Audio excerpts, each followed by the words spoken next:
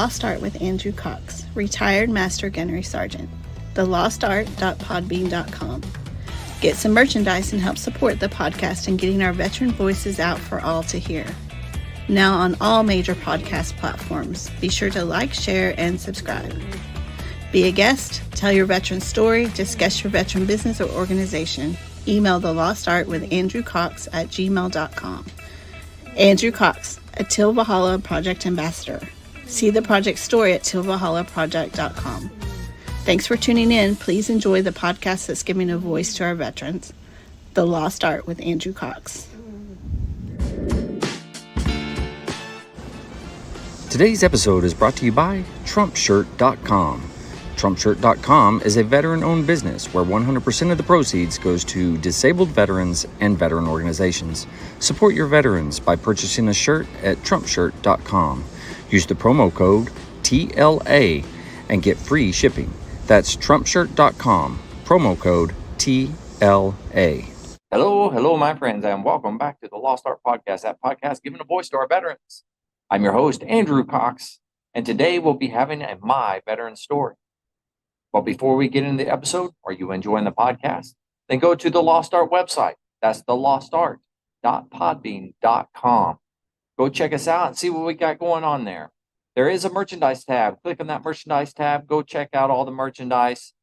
Get you something cool, a shirt, a hat, a mug, anything like that. But help support us in getting our veteran voices out for all to hear. I also want to give a big shout out to the Till Valhalla Project for allowing me to be an ambassador for your incredible organization.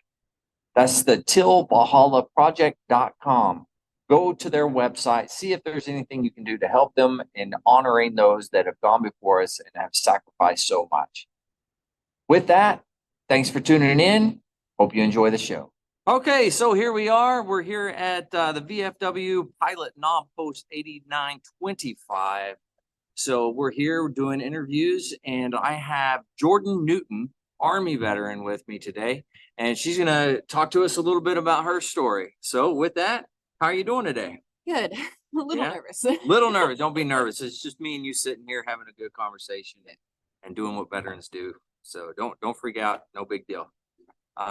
We'll just make it easy for you. How's that sound? All right. Let's start at the beginning and tell me where you grew up, and then how did you get into military service? Okay, well, I claim Georgia. Bounced around before Georgia, but I claim Georgia as home. Okay. Getting into the military service, it's a little iffy. I guess for some people, it might be true for them, but I know most people say, like, oh, I wanted to serve my country, this and that. No, I had about two options. Okay. Being in Georgia, you get bored, you party. I got really strung out on partying and drugs, and so my options were either rehab or turn my life around and join the military. Oh, wow. Okay. I did have some people in the military telling me, like, it's the best thing you could do for yourself. At the time, they were telling me, oh, yeah, it's great money, trying to get me to join, you get the Corvette and everything like that. I still haven't got my Corvette. I know, still waiting. But yeah, so I decided to follow that path and basically went through rehab through basic training. Oh, wow. Yeah.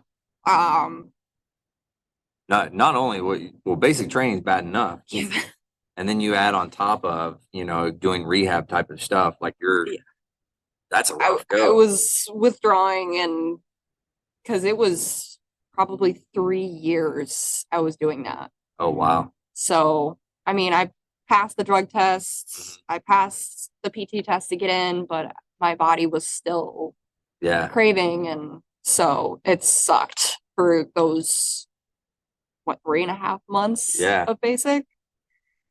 So how did you deal with that as you were going through? I imagine, withdrawals, are you like physical symptoms type of thing or more mental? Both, yeah.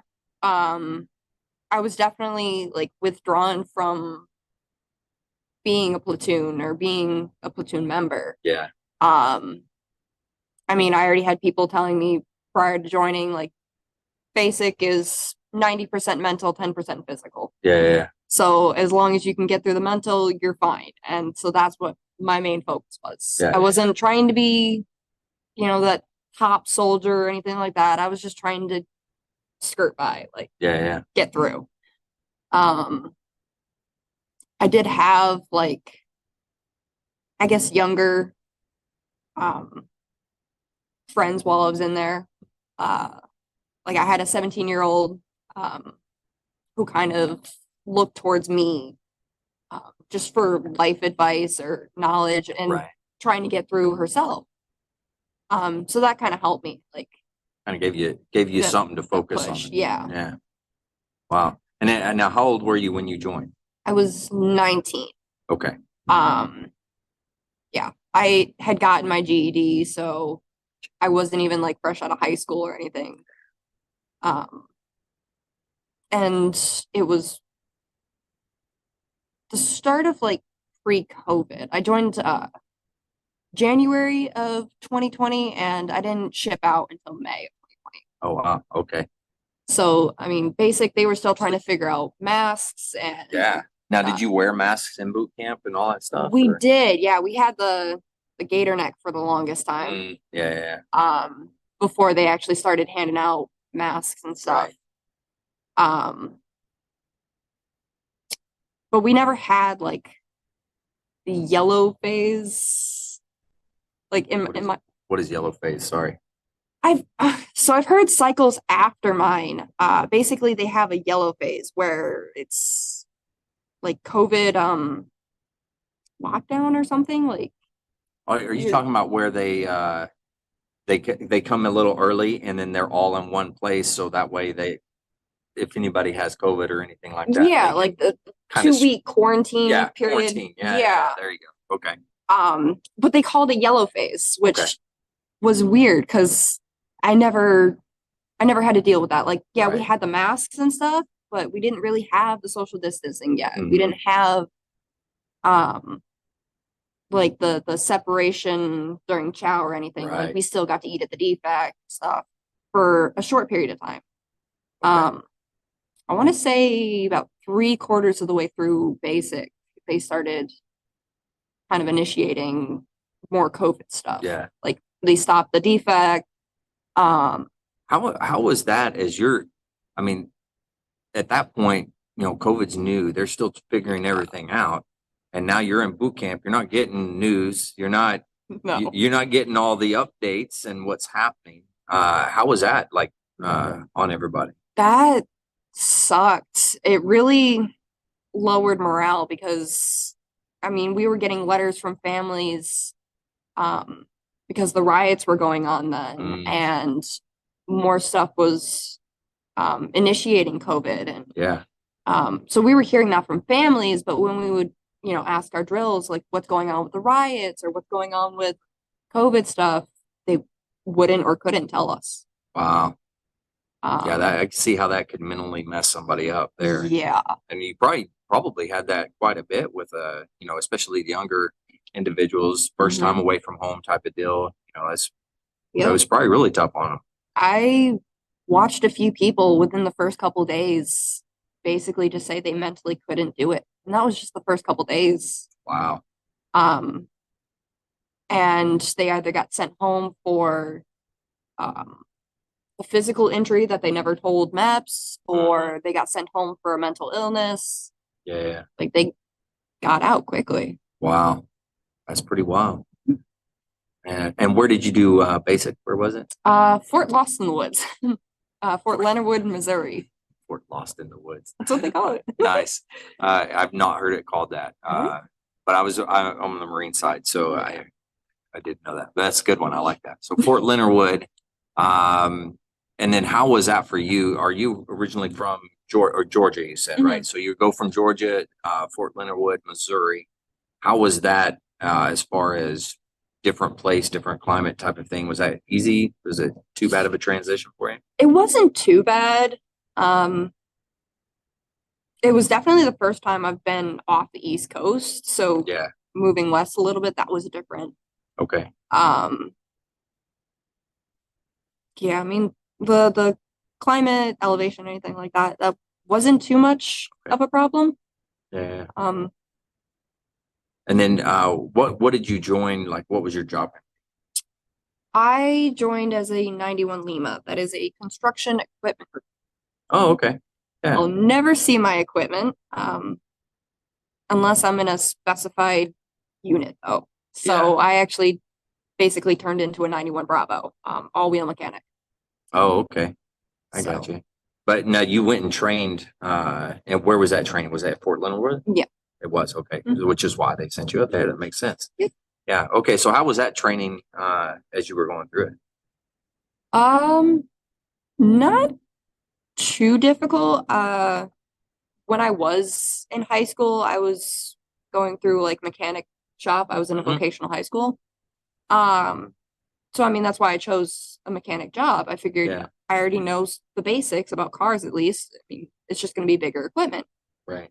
And so it was kind of nice to go in and be able to know enough about Yeah. mechanic work. I mean, AIT, I was able to lead groups, basically help out people who didn't Yeah. know much about mechanics. Like never done any of it, and Yeah. then you're thrust in that job, right?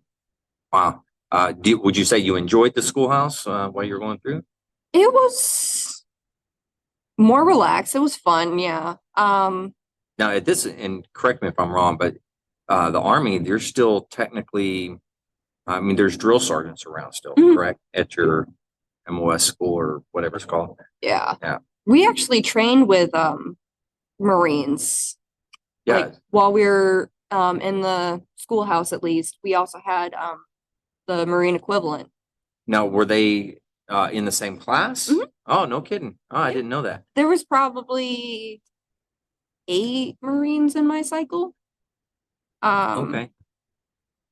I knew that's where they went to do that, but I didn't know that they actually were in the school together. Yeah, Like it was really cool, especially only knowing the Army up until then. You hear from the Marines like they get more relaxed time while they're doing their schooling. Yeah. Well, yeah, for the Marine Corps, it's 3 months boot camp, and that's the only place the drill instructor is. And they stay there. Then you leave there, you go Marine combat training, and then to your MOS school. Yeah. No, they're Marines in the fleet Mhm. doing Marine things. Well, not in the fleet, but Yeah. not in boot camp. So that's a big difference between the Army and the Marines when you look at it that way. Yeah. There was a lot of jealousy. Like they got to enjoy, caffeine and stuff like that, and they got to be in civvies after school and stuff. And yeah. So it was different, but it was funny too. And now, how long was the school? 8 weeks. 8 weeks. Okay. Mhm. And throughout that, you learned all the basic, so like Humvee, your 7 tons, or your all those types of things, and to include what else? So actually, we were taught with bulldozers and You're like the forklifts. real heavy Yeah. equipment type stuff. Okay, I got you. I didn't see any Humvees or LMTVs or anything like that until I actually got to my first duty station. Oh, wow. I was completely trained on construction equipment and Got you. every bit and piece of the construction equipment, but then I went to Korea. Oh, okay. Getting to Korea, I was put in a water purification unit, which was odd. Do they have heavy equipment that moves stuff around or something? They have the basic equipment, and they had one bulldozer, and it never ran, never worked. Really? Yeah. Wow. I wanted to work on it so many times because like that was my equipment. Yeah. But I was told, no, you're gonna learn this stuff now. The LMTVs, the Humvees, anything else that we bring in and we need. That's your job. Were you the only mechanic out there? No. See, I think there was probably 10 or 15 of us in a mechanic platoon. Okay. And think out of the 10 or 15 of us, I think there was like 6 females. Oh, wow. Yeah, I can see how mechanic work specifically is more male dominant. Yes. For sure. How was that for you? Being the minority female and within that, uh, there's always challenges. We'll say Yes. that. So, what were some of the challenges that you had to face and things that you had to deal with? It was more difficult when we had the long-term NCO or the long-term, maybe sergeant major or something, some like older member who would basically look at 120-pound female and be like, you cannot lift that. Right. Like, you should not be able to do this, or you should not be doing this. Yeah. And so that's where it was difficult. But the NCOs that I had just above me, squad leader, platoon sergeant, they were great. Yeah. Okay, good. I had a female squad leader, and she definitely had to keep talking to us about, you're going to experience this, and this is what's going to happen. This is what happened in her career. Yeah. But yeah, she was always looking out for us, trying to make sure we were able to keep up with everybody else. So that was great. Yeah. Very cool. And so what else, what was your day-to-day while you were in Korea?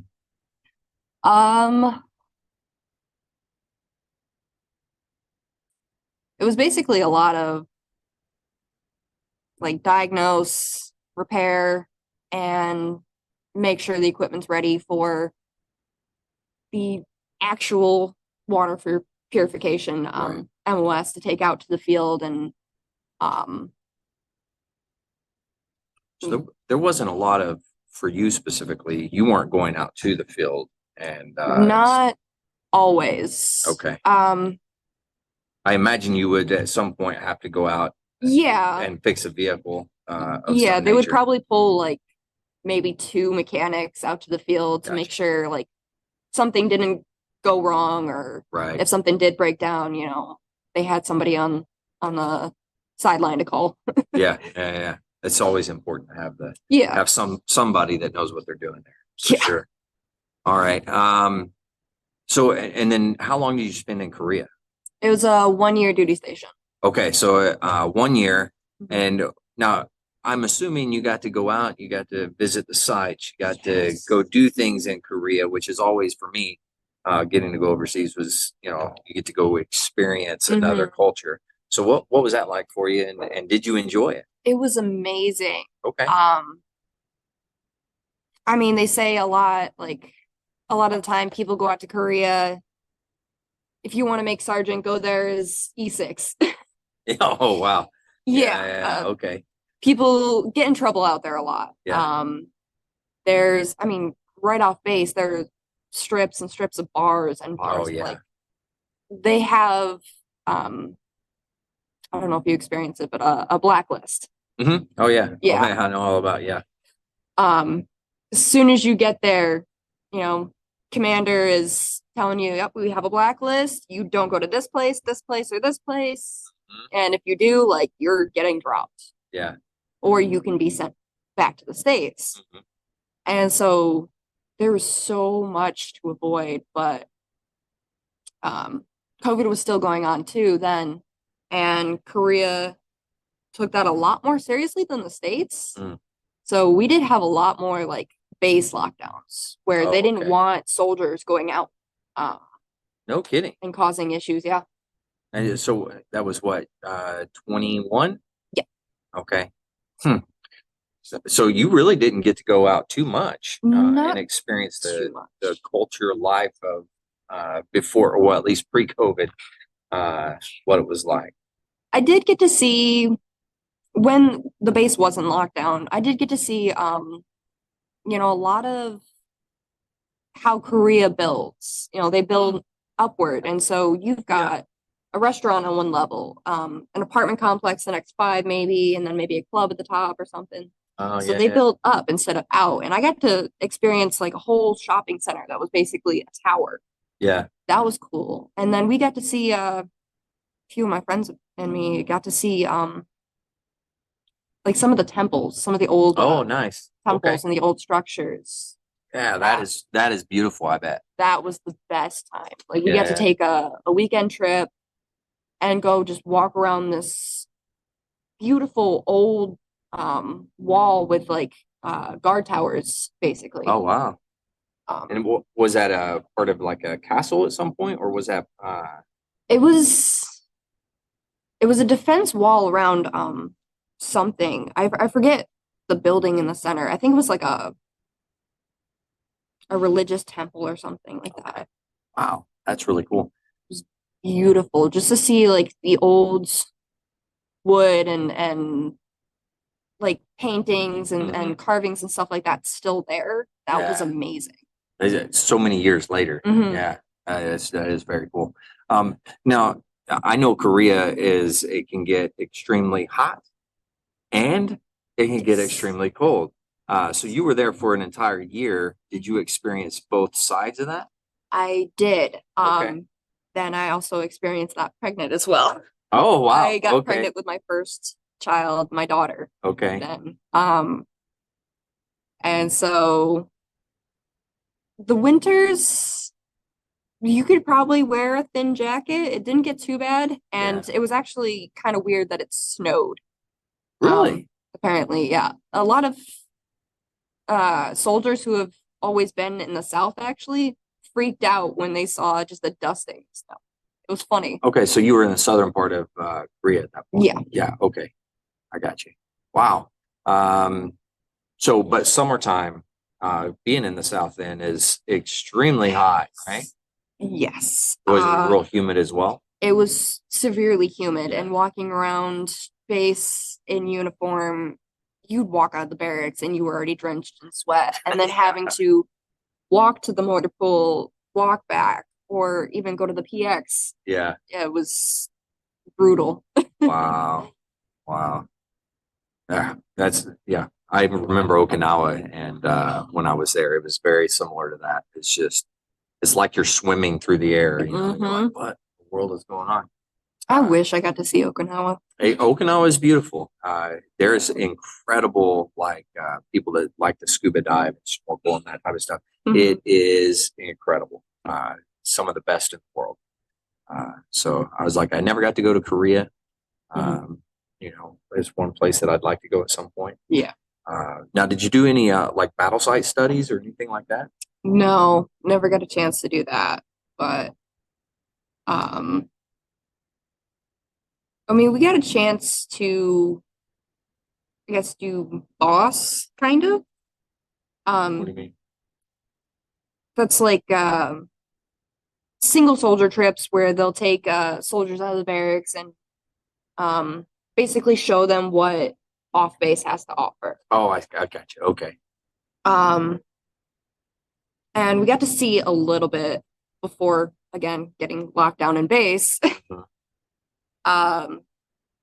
Just about some of the Korean culture and even got taught like a little bit of the language too. That was really fun. Okay. Now, are you still able to utilize some of the language? I got 2 words down. Okay. That was used on a daily basis though. Okay, yeah. It's funny. Yeah, I mean I got, how are you? Mhm. Or how's your day? And then thank you. Nice. Okay. Well, I mean, you could at least say thank you to people. So it's good. It's good. Being off base, you have to utilize taxis, which was severely cheap, by the way. You can be driven around probably half the country and only pay about $6 in American dollars. No kidding. Yeah. Wow. So that's awesome. That was fun. Yeah. Yeah. So your dollar goes a long way there. Yes. I think the transfer, it changes every day, but it's like probably $1.30 to $1.70. Yeah. Wow. Yeah, it's pretty good. Yeah. So Now you mentioned that you were pregnant while you were over there. Was that like kind of midway through or toward the end, or how did that work for you? It was about midway through, yeah. Okay. Right as my year was ending, I was just reaching the point where I wasn't actually allowed to fly.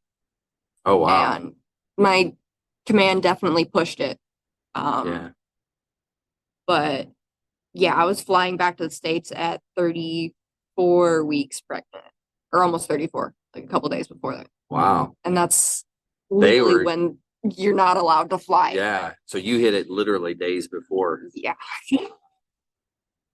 Wow. If you're a veteran and you're struggling, you need some help, don't forget that the VA does have some incredible resources. You can always dial 988, press option 1. You can also text 838-255, or you can go to veteranscrisisline.net, click on that chat icon. Any of those options are going to be able to put you in contact with somebody that can help you out. But remember, one veteran life lost is one too many. I care about you. The veteran community cares about you. So please reach out for help. And if you're a veteran out there and you're not struggling and you're doing well, don't forget about your fellow veterans that you served with. Reach out to them, ask them how they're doing. And if they need a helping hand, go ahead and help them out as well. With that, I hope you enjoyed the show. Stay motivated. Change your socks.